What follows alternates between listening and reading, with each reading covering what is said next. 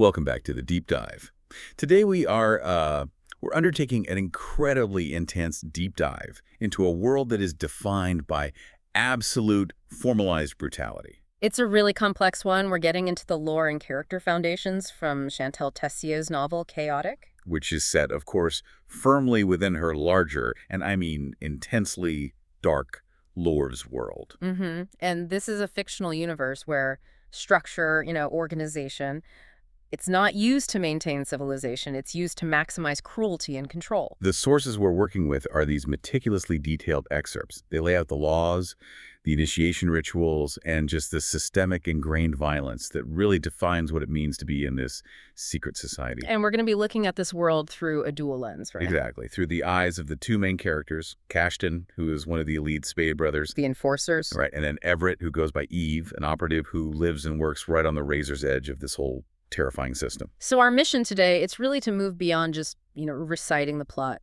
Yeah, we need to unpack the terrifying rules and the really rigid hierarchy of the lords.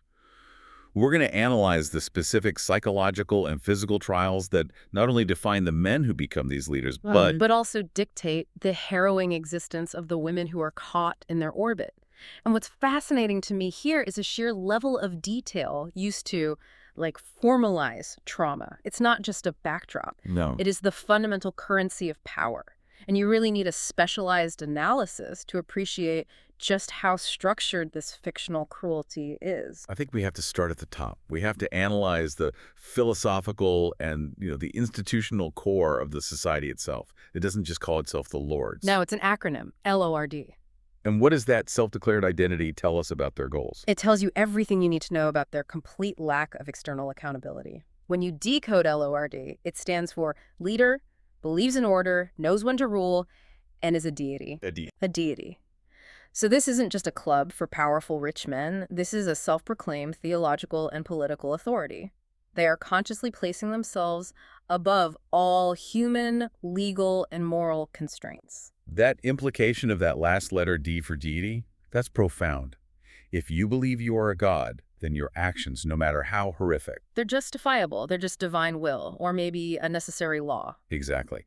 This belief system, it serves as the foundational psychological tool for just eliminating empathy. You don't question a deity's actions. It transforms their system of initiation and enforcement from simple acts of violence into what necessary rites of purification or demonstrations of divine authority. And to join this order, membership requires an oath. An oath solidified by blood.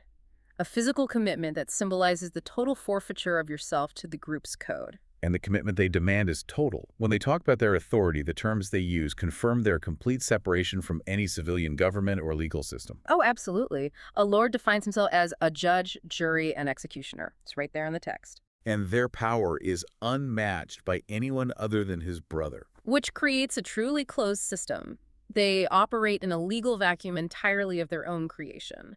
The only mechanism for restraint is the power of a peer, another lord. But even that peer power, it only serves to redirect the violence internally, or to make sure that a lord's failure is met with equally brutal consequences from within the brotherhood. Exactly. They are the supreme authority in their own lives and the lives of anyone they control. This inherent violence and self-governance, it's structurally embedded in their rules, especially when it comes to control and succession, and specifically how they treat women. Yeah, this isn't just about controlling the members. It's about controlling their future and, more importantly, their secrets. It's control over reproduction, loyalty, and information security.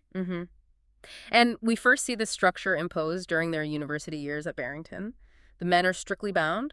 A lord has to remain celibate for his first 3 years. And that's not about moral purity, is it? Not at all. It's about discipline and focus.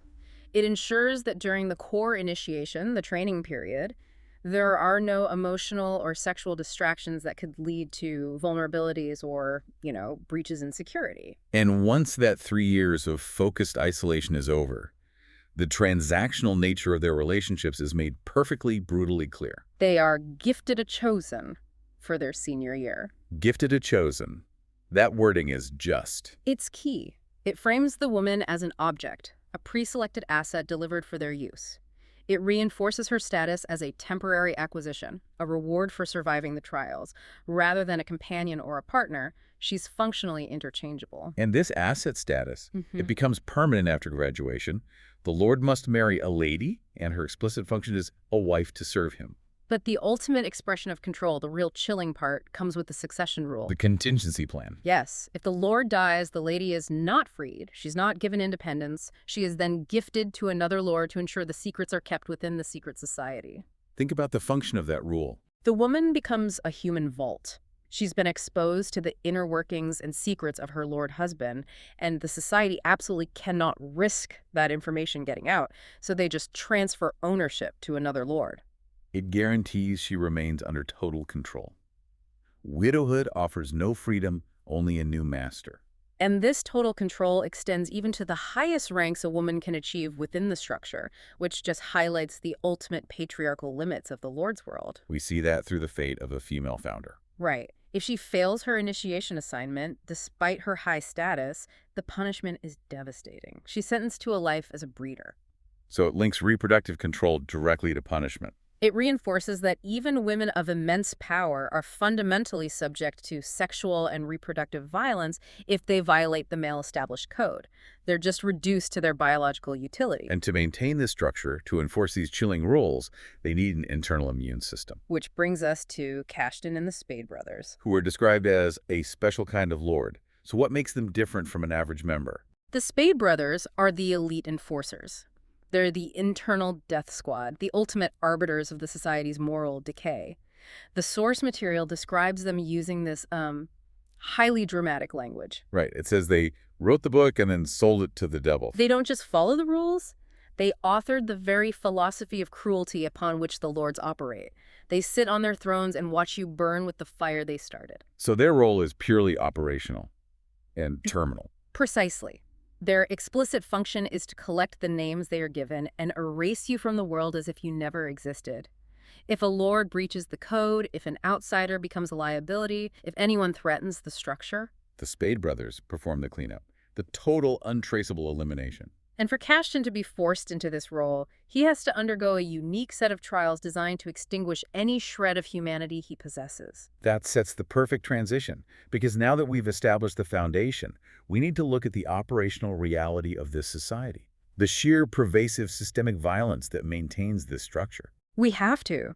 Before we even dive into Cashton's specific journey, the author provides this extensive, explicit warning list. And this is a critical narrative device, isn't it? It doesn't just warn the reader. No, it functions as a dark index. It outlines the full devastating scope of the trauma that is institutionalized within the Lord's system. By grouping these warnings, you can see how the control spans lethal violence, psychological warfare, and total physical violation. Let's break down the physical cruelty first. The lethal violence and torture elements described in the sources. We are talking about state-sanctioned murder and torture delivered in graphic detail, which is necessary to maintain fear and compliance. The sources also mention flaying, the ritualized removal of skin, which elevates the violence from simple execution to a symbolic act of dehumanization. Absolutely. And crucially, we see that the larger operations of the society involve human and sex trafficking, which is later linked to the dollhouse operation. This confirms that these atrocities are central to the Lord's business model, not just incidental side effects. And moving to the psychological dimension, the system seems designed to destroy an individual's sense of self, their entire reality. It's perhaps the most insidious part. The warnings include grooming, the slow corruption of minors, like we see in Everett's past, and then humiliation and degradation designed to break the spirit. Cashton endures sensory deprivation, right? Isolation in a cold cell. Which is a classic military technique for interrogation and control. And the inevitable result of existing in this world is survivor's guilt, child abuse, and neglect. The system doesn't just damage the body, it meticulously fragments the mind. And the physical violations themselves, they're about asserting ownership over the body, even beyond just simple injury. Correct. We see forced branding and piercing, which are permanent marks of belonging and possession, but the list goes much, much darker. Rape, incestual rape, forced drugging, which Everett experiences as a teenager, removing her autonomy and agency. And these violations are used not just as punishment, but as tools of initiation and control, ensuring the victim's identity is irrevocably tied to the society's violence. We also find these highly specific violations that speak directly to the Lord's obsession with sexual control and denying autonomy. The detail here is significant. We read warnings about predicament bondage, breath play, forced orgasm, and orgasm denial. These aren't random acts. They're detailed, structured methods for controlling physiological responses, asserting dominance, and ensuring that even pleasure is dictated by the Lord. And most disturbingly, The mention of forced sterilization and breeding. It confirms that the body is simply a tool of this society, used for reproductive control, which links directly back to the punishment for the female founder we talked about. this level of detailed cruelty, it requires specific institutionalized locations. We need to analyze the settings where these acts are ritualized. The first one is carnage. The name alone signals its purpose. Yeah, no subtlety there. None. Carnage is the central headquarters, the physical hub of punishment and initiation. It houses the basement, the arena where Kashtan fights, and the cold cells where initiates are broken down. Kashtan constantly refers to it as a place of pain.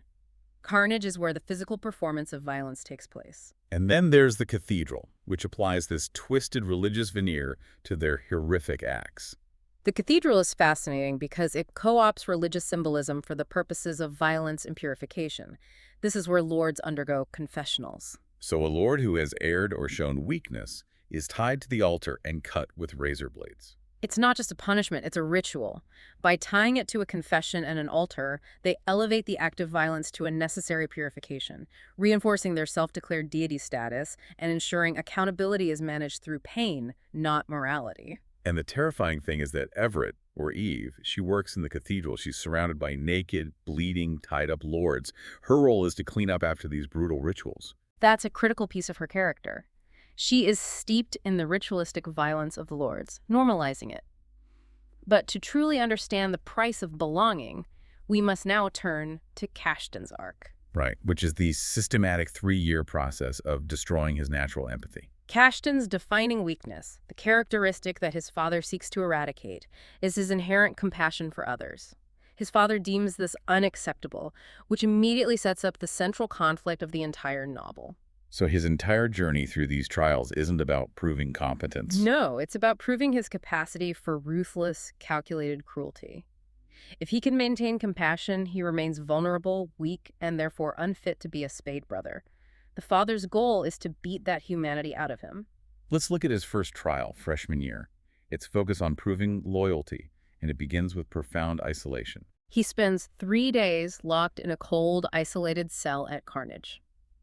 The goal is to induce psychological vulnerability through sensory deprivation. He's left alone to battle the silence and the ghost that haunts this hell, likely the specter of all the initiates who have failed or died there. So his father is trying to erode his mental defenses before the physical torture even begins. Exactly.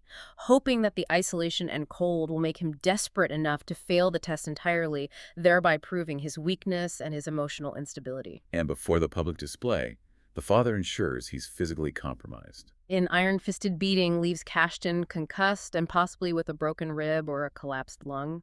And the fact that he refused to fight back during this beating is significant. What does that show? It shows he understood the assignment. He was saving his energy not for a defense against his father, but for the performance demanded in the arena.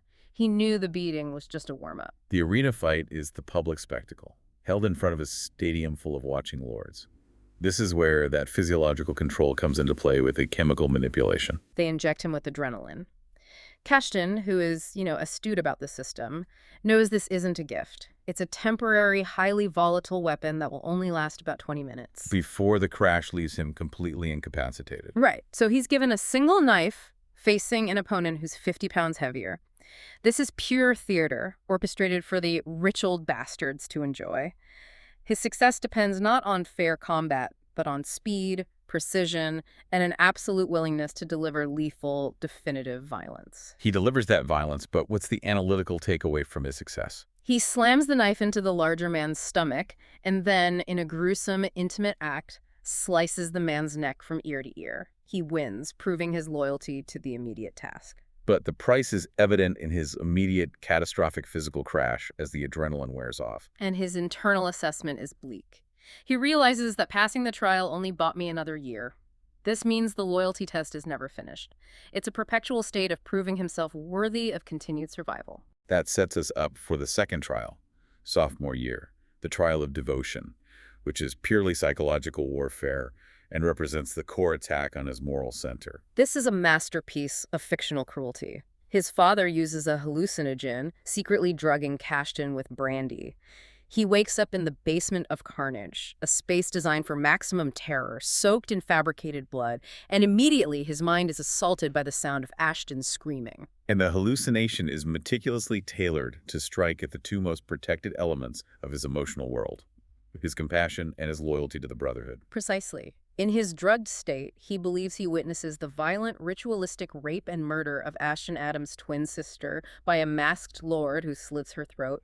The trauma is immediate and overwhelming. And then he finds his brothers. Then he finds his three beloved brothers, Adam, Saint, and Hayden, hanging dead, also with their throats slit. The key psychological function here is immediate self-blame.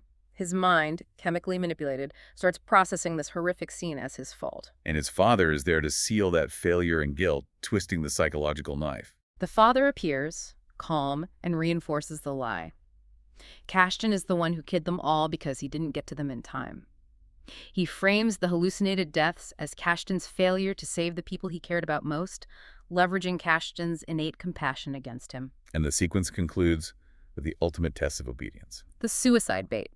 The father leaves him with a single-bullet revolver and 60 seconds to kill himself, stating Cashton failed and deserved to suffer. This is the critical moment of internal defiance. Cashton could obey, or he could use the gun on his father, but he chooses a third, deeply symbolic action. He chooses defiance through survival. Instead of succumbing to the pressure of suicide or the violence of patricide, Cashton moves the revolver to the nearest wall and fires, declaring, "I'd rather live and disappoint him." Wow. It's a stunning act of twisted will. He refuses to give his father the satisfaction of either his obedient suicide or his predictable rage killing the father. He chooses to live not for his father's approval, but for his own internal resistance. Proving a stubborn resilience that the Lord's structure, ironically, cannot extinguish. And when the drug wears off, the devastating truth is revealed. The scene, the blood, the bodies, Ashton screams, was entirely fabricated. His father just admits it. Admits it. He says, "That was your mind, your hallucination. You told me your brothers and Ashton were dead. I just twisted it to make you believe that it was your fault." This trial strips him of trust in his own perception, ensuring his mind is as weaponized and unstable as his body. The cost is the permanent fracturing of his reality. That brings us to his junior year trial, the trial of commitment, which is where the personal trauma intersects with his professional role and introduces Eve into his life. The commitment trial is operational. A group mission with his Spade brothers on board the Isabella mega yacht to assassinate multiple lords who have presumably broken code or become liabilities. A cleanup job. But Cashton violates the Lord's most fundamental rule: non-interference in another lord's personal enjoyment or business. He intervenes when he encounters a lord attempting to rape Eve. This act is a flicker of his old, unacceptable compassion. He kills the offending lord using a phone charger cord to strangle him. This is a massive code violation. He prioritized an outsider's life over the sanctity of a fellow lord's power. Exactly. This act immediately complicates his status and his relationship with Eve. But Eve, whom he immediately recognizes as a damaged survivor, also understands the complex rules of the lords. She recognizes his celibacy requirement. Cashton is bound by the specific celibacy rule which forbids him from penetrative sex. Can't stick his dick in a woman's pussy, ass, or mouth. Eve recognizes this boundary and propositions him for play. Which is not a genuine romantic gesture. Not at all. It's a cold, transactional offer that allows him to adhere to the letter of the law while satisfying a need. This act, her knowledge and manipulation of the rule, reveals her own deep-seated understanding of this dark reality and her capability as an operative. And in this twisted interaction, Cashton recognizes her trauma. He calls her Angel. He does. He notes her dissociation, the psychological retreat from reality, which he had observed during his time at Carnage. He sees the faint scars on her inner thighs and wrists, and the small, telltale bruises, fingerprints on her arms, suggesting a profound history of abuse, potentially self-harm or beatings. Their physical interaction is defined by shared trauma and mutual understanding of the Lord's violence, even if he is the enforcer and she is the victim or operative. After completing the 3 harrowing trials, Cashton undergoes the final rite during his senior year at Barrington. The final rite is the physical branding. He is tied to a post, forced to breathe the choking smoke from the fire pit, and branded with the Lord's crest, signifying his total, permanent commitment. This is the official end of the compassionate boy. He is now one of them, vowing his life not only to the society, but to making his father miserable through his obedience. Now let's pivot to Everett Sinclair, or Eve. Her reality is defined not by an initiation process she chose, but by a lifetime of imprisonment and utility within this dark world. Her trauma started incredibly young. At 8, she was already a prisoner, confined to a room, wearing only a sheer, itchy nightgown. A deliberate act of vulnerability and exposure, designed to make her seen, but utterly powerless. And her coping mechanism reviews the extent of her psychological retreat in total isolation. She developed an imaginary friend, a girl with sunny hair and a vibrant red purse, visible only to her.